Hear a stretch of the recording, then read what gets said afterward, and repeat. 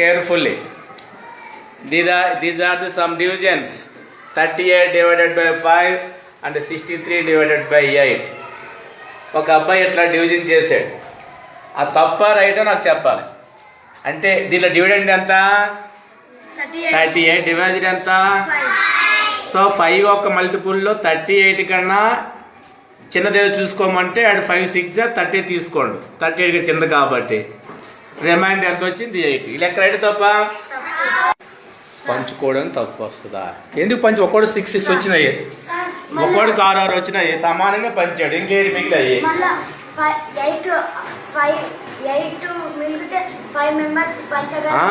ఇంకా 8 మిగిలిపోయి 5 మెంబర్స్ పంచవచ్చు.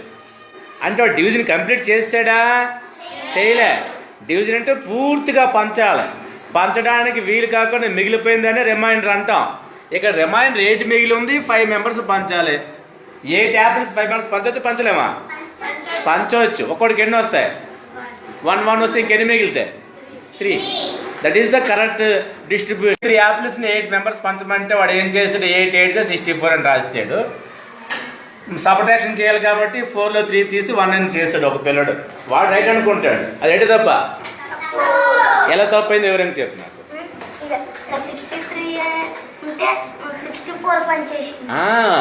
వాడు డివిడెండ్ 63, పంచడానికి తెచ్చిన యాపిల్స్ 63. 64 ఇంకొకటి ఎక్కువ వచ్చింది. అర్థమవుతుందమ్మా? నీకు డివిడెండ్ 63 కాబట్టి 63 కన్నా చిన్న మల్టిపుల్ చూసుకోవాలి. అవునా కదా?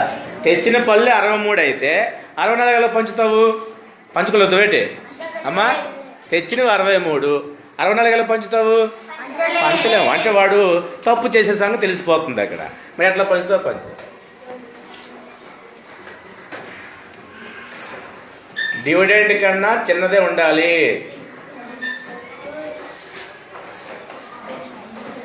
8 7 56. 3లో 6, 30లో 6 పోతే 7. సో కోషంట్ ఈజ్ రాసుకో. క్యూ ఫర్ కోషంట్ రాసుకో. కోషంట్ ఎంత? 7. ఒకటికి 7 యాపిల్స్ వచ్చాయి. రిమైండర్ ఆర్ ఎంత? 7. లెక్క రైట్ తప్ప ఎలా చెప్పగలుగుతావు? లెక్క రైట్ అండి ఇది ఎలా చెప్పావు?